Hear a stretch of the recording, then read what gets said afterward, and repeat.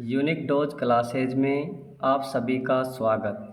हम 2023-24 का विज्ञान का कक्षा 10 का जो नया संस्करण है उसके ऊपर कुछ वार्तालाप करते हैं।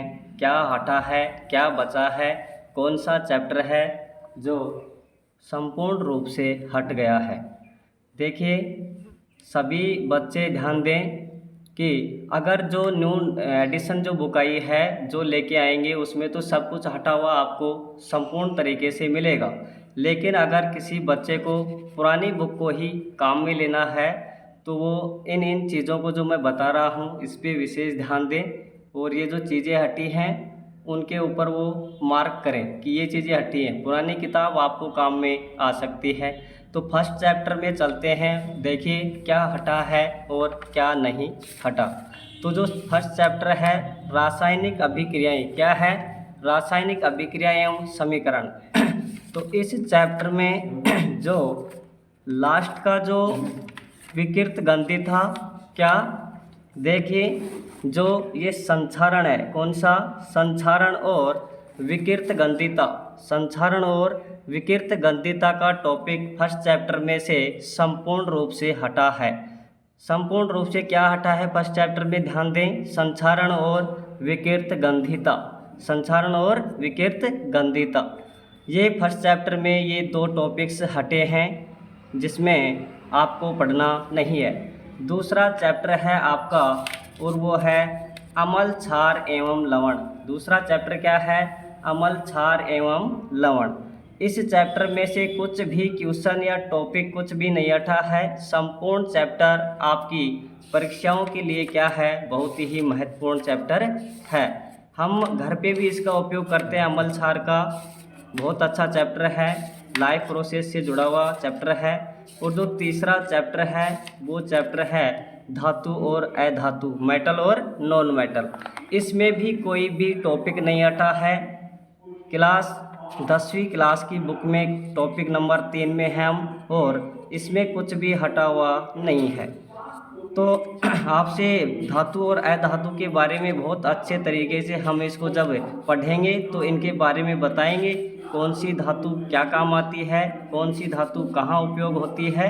तो हम चलते हैं पाठ नंबर 4, और पाठ नंबर 4 है उसका नाम क्या है? पाठ नंबर 4 का कार्बन एवं उसके यौगिक। बहुत अच्छा चैप्टर है। बच्चे इसको बहुत डिफ़िकल्ट चैप्टर मानते हैं, लेकिन इस चैप्टर को इस तरह से पढ़ेंगे जैसे आपके सामने पानी ढुल रहा हो। क्या ढुल रहा हो? पानी। ऐसे पढ़ाएंगे इस चैप्टर को कि आपने कभी पढ़ा ही नहीं। इससे ऐसे ऐसे चीज़ें बताएंगे जो आपने सुनी नहीं है।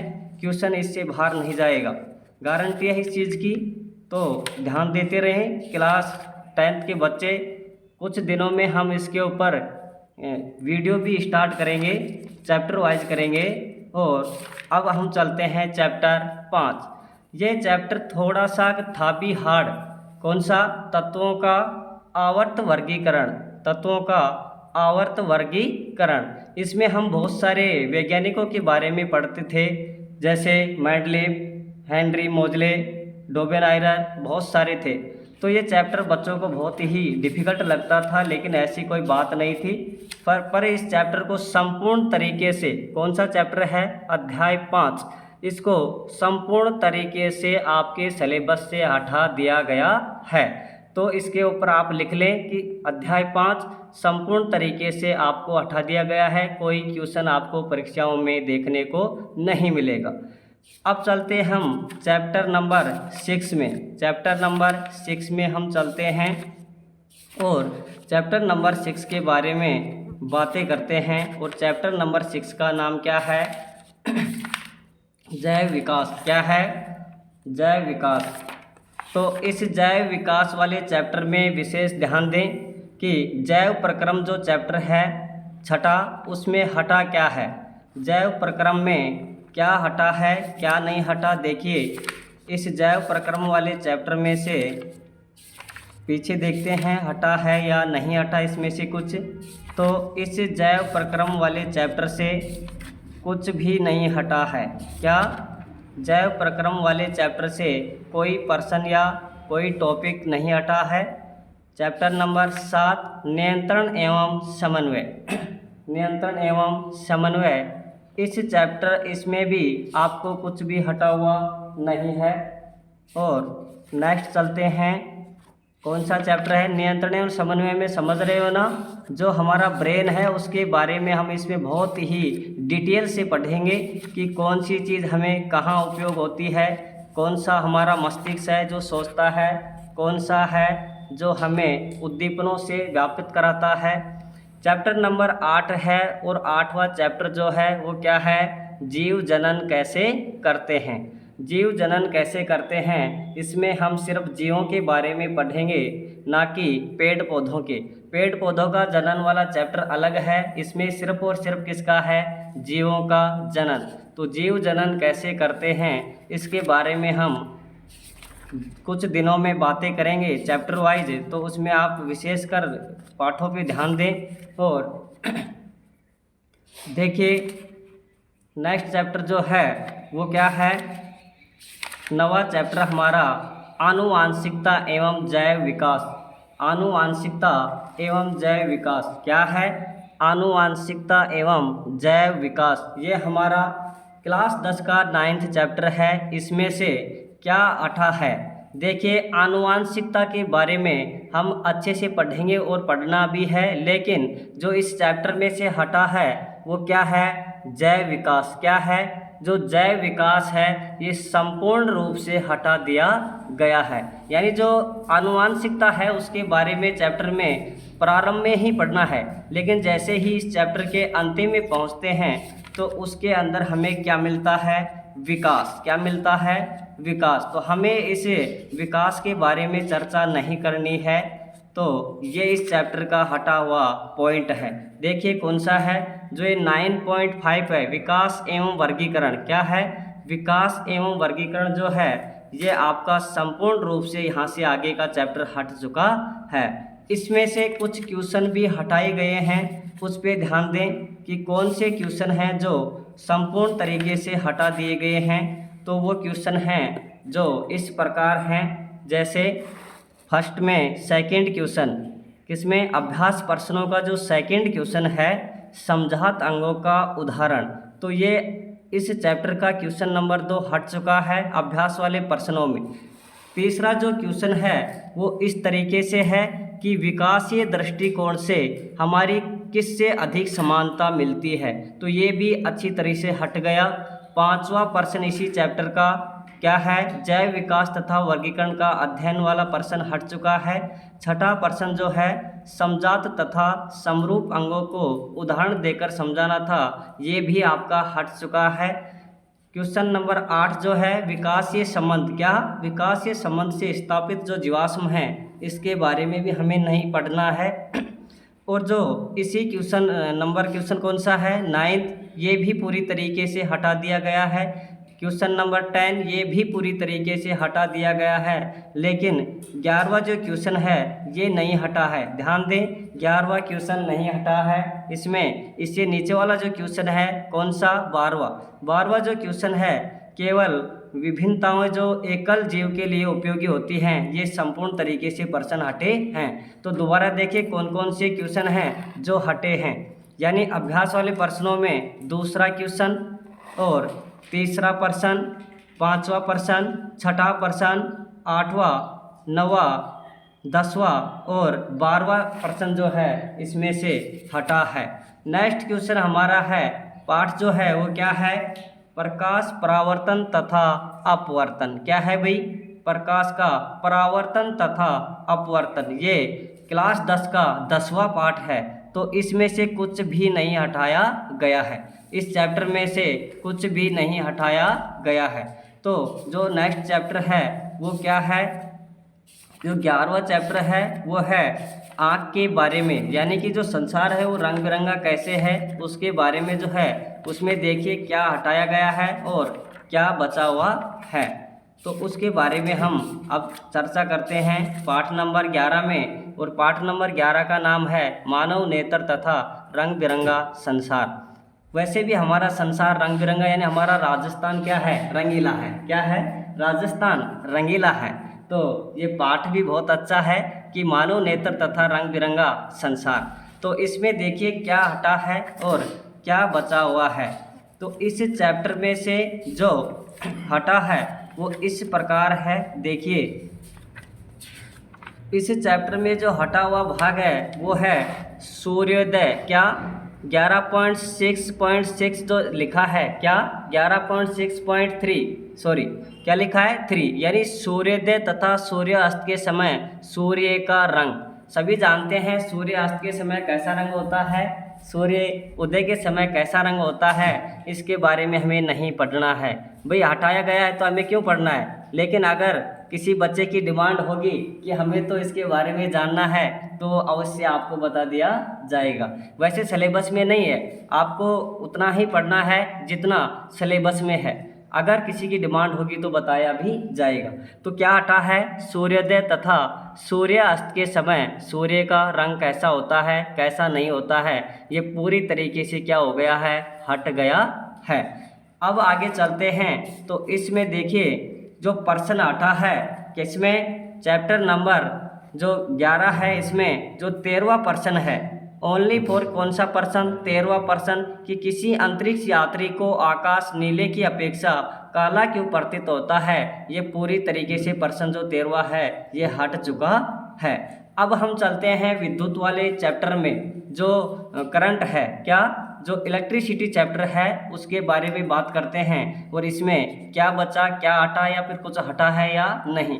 तो आपको बता दूं कि जो विद्युत चैप्टर है इसमें कुछ भी हटाया नहीं गया है। बहुत अच्छा चैप्टर है, बच्चे से डरते हैं, बहुत ज़्यादा डरते हैं कि इसमें न्यूमेरिकल है, ये हमें समझ में नहीं आते हैं। लेकिन इन न्यूमेरिकलों को इस हिसाब से पढ़ेंगे कि आपको ऐसे लगेंगे कि हमें पढ़ना ही सिर्फ क्या है, न्यूमेरिकल है। क्या है, हमें सिर्फ न्यूमेरिकल ही पढ़ना है। तो आपको इस तरीके से पढ़ाया जाएगा कि न्यूमेरिकल तो क्या बहुत अच्छी अच्छी चीज़ें ऐसी होंगी जो आपने सुनी नहीं है, की नहीं है। और हम चैप्टर में चलते हैं। नेक्स्ट कौन सा है, 13वां। और 13वां जो चैप्टर है वो क्या है, देखिए विद्युत धारा के चुंबकीय प्रभाव। विद्युत धारा के चुंबकीय प्रभाव। वैसे तो ये चैप्टर हमारा इलेक्ट्रिसिटी से रिलेटेड है, जुड़ता हुआ है, क्योंकि जो चुंबक पैदा होगा वो विद्युत से होगा और हम विद्युत के अंदर इसके बारे में थोड़ा और ज़्यादा डिस्कस कर लेंगे।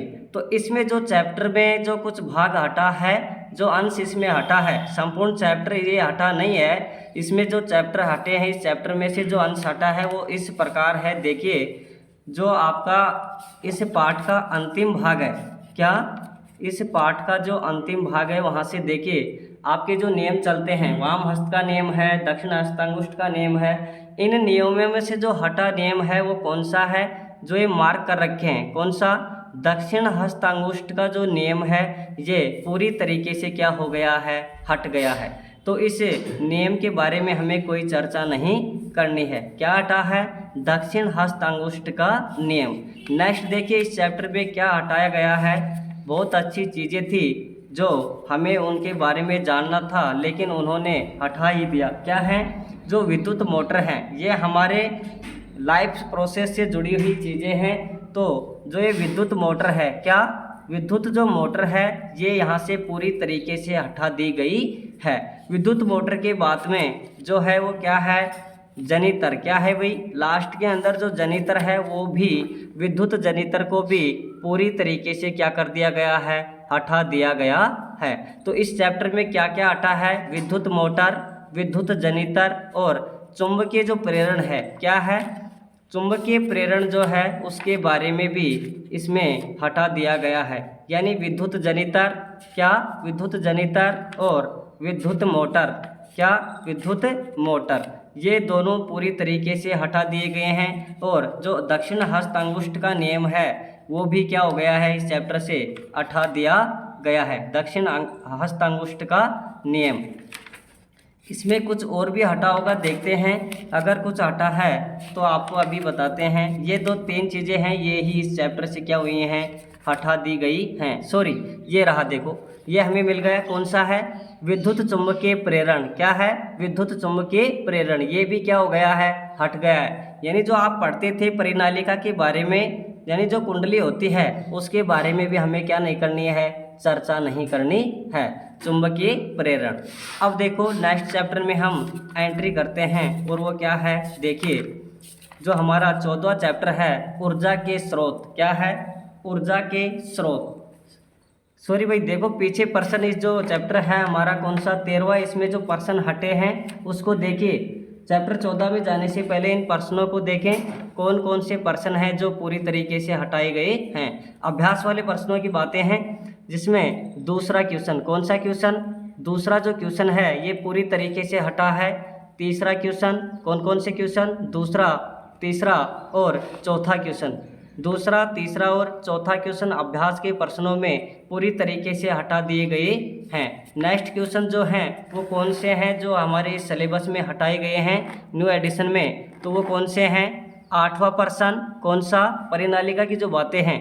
8वां पर्सन, विद्युत मोटर की बातें, person number 11, person number 12, person number 13, यानी 8 नंबर 11, 12 और 13 ये भी क्या हैं, हटा दिए गए हैं। नीचे देखिए और कौन से क्वेश्चन हैं जो हटे हैं। नंबर 14, नंबर क्वेश्चन कौन सा है, 14 और नंबर 16 ये क्वेश्चन क्या हो गए हैं, इससे हटा दिए गए हैं। अब हम नेक्स्ट चैप्टर में बात करते हैं और चैप्टर का नाम क्या है, ऊर्जा के स्रोत। क्या है, ऊर्जा के स्रोत, चैप्टर 14 है। ये इस सिलेबस में से संपूर्ण रूप से क्या हो गया है, हट गया है। ऊर्जा के स्रोत कौन कौन से थे, बहुत सारे हैं। ऊर्जा हमारी लाइफ प्रोसेस से जुड़ती है और हम चलते हैं तो भी ऊर्जा की ज़रूरत होती है, लेकिन इस चैप्टर को पूरी तरीके से क्या हो गया, हटा दिया गया है। कौन सा चैप्टर है, ऊर्जा के स्रोत, ये संपूर्ण चैप्टर हटा दिया गया है।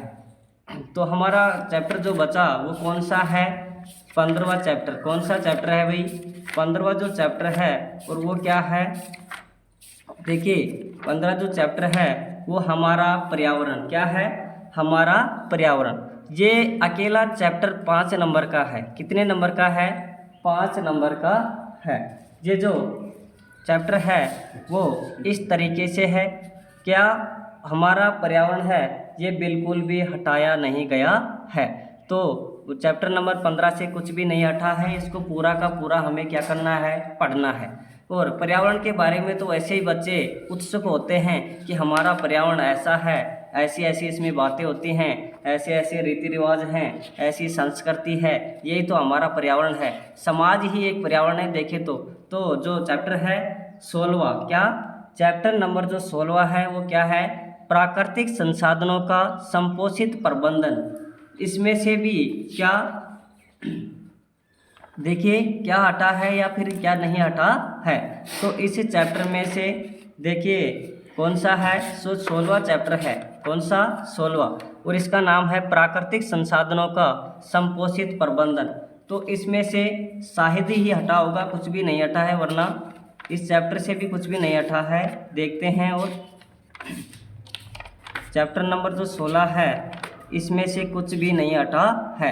तो देखिए हमने इस पूरी किताब की चर्चा की है और अच्छे से वीडियो को देखे, गलती ना करे। अगर कोई बच्चा इसी पुरानी बुक से पढ़ाई करे तो जो प्रश्न बताए हैं उनको मार्क करे कि कौन सा प्रश्न हटा है, कौन सा चैप्टर संपूर्ण रूप से हटा है, इसके बारे में गहनता से देखें, क्योंकि आपकी ये लाइफ से जुड़ी हुई है। पढ़ाई को ऐसे हल्के में ना लें, क्योंकि इसी से हमारा सब कुछ है। जो देखिए अब लास्ट में हम क्या करते हैं कि जो ये अब की बार जो किया गया है वो कैसे है कि हमारे केमिस्ट्री जो है, शुरू में जो केमिस्ट्री है उसके जो चैप्टर हैं उनसे 25 नंबर के क्या आने वाले हैं, क्वेश्चन। यानी जो केमिस्ट्री के चैप्टर हैं वो 25 अंक के रहने वाले हैं। और जो फिजिक्स है इसका भी कितना हो गया है, 25। यानी कि केमिस्ट्री के 25, फिजिक्स के 25 और बायोलॉजी के भी कितने हैं, 25। यानी तीनों को मिला करके और 75 अंक क्या होते हैं, बनते हैं। लेकिन जो 15वां चैप्टर है पर्यावरण के बारे में वो अकेला कितने नंबर का है, 5 नंबर का चैप्टर है। तो इस तरह से मिला करके टोटल 80 अंक का आपकी बुक से बनते हैं। यानी कि फिजिक्स, केमिस्ट्री, बायोलॉजी ये चैप्टर 75 नंबर के हो गए, क्योंकि 25-25 नंबर से हैं। और जो 15वां चैप्टर है ये फिजिक्स, बायोलॉजी और केमिस्ट्री से बाहर है, क्या है हमारा पर्यावरण। और इस तरह से मिला करके टोटल 80 नंबर का अंक बनता है। तो यूनिक डोज क्लासेज में आपका कुछ दिनों में फिर से स्वागत होगा और हम चैप्टर वाइज से क्या करेंगे, डिस्कस करेंगे। और सभी से निवेदन है कि क्लास को अच्छे से पढ़ें, बहुत अच्छे गहनता से आपको बेसिक तरीके से छोटे से पॉइंट से उठा करके बताया जाएगा और इतनी बड़ी बातें बताई जाएंगी कि आप सोचते भी नहीं हो। और पढ़ें और इसको अच्छे से आपको क्या करना है, लोगों को बताना है, दोस्तों में आपको कहना है, आपके आसपास के भाई बहन रिश्तेदार। अगर समझ में आए तो लाइक करें, सब्सक्राइब करें, अन्यथा कोई प्रेशर आपके ऊपर नहीं दिया जाता है। थैंक्स, धन्यवाद।